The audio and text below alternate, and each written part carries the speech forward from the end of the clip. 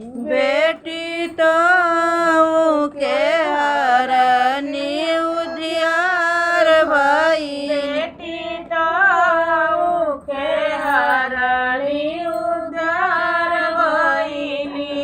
बेटी तो के हरनी उजियार भइल। भैया कवनी नगरिया जुआवा खेलिया। भैया कवनी नगरिया जुआवा खेलिया। भैया जुआवा में काटो हारिया।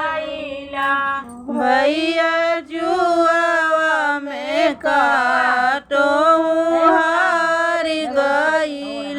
भैया जुआवा में काटो हारिया। भैया जुआवा में तो काहे हार गइल। बहिना बटकावा नगरिया जुआवा खेलिया। बहिना बटकावा नगरिया जुआवा खेलिया। बहिना जुआवा में तो के हारिया।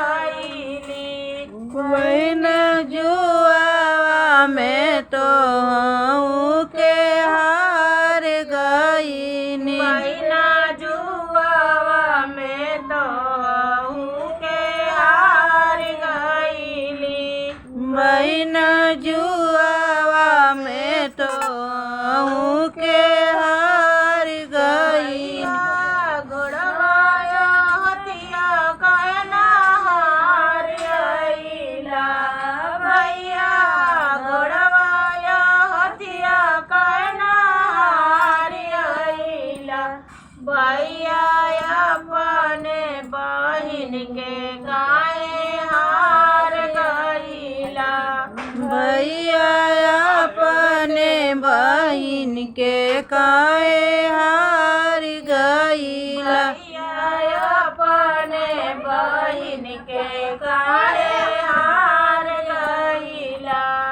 भैया अपने बहिन के काहे हार गइल। बहिना हथिया घोड़वा घर कैलाची में। बहिना हथिया घोड़वा घर कैलाची में। बहिना के हराली उजार भइली। बहिना तो के हरनी उजियार भइल। बहिना तो के हराली उजार भइली। बहिना तो के हरनी उजियार भइल। बंदा डरो नहीं। सोआ बंदा डरो नहीं। भैया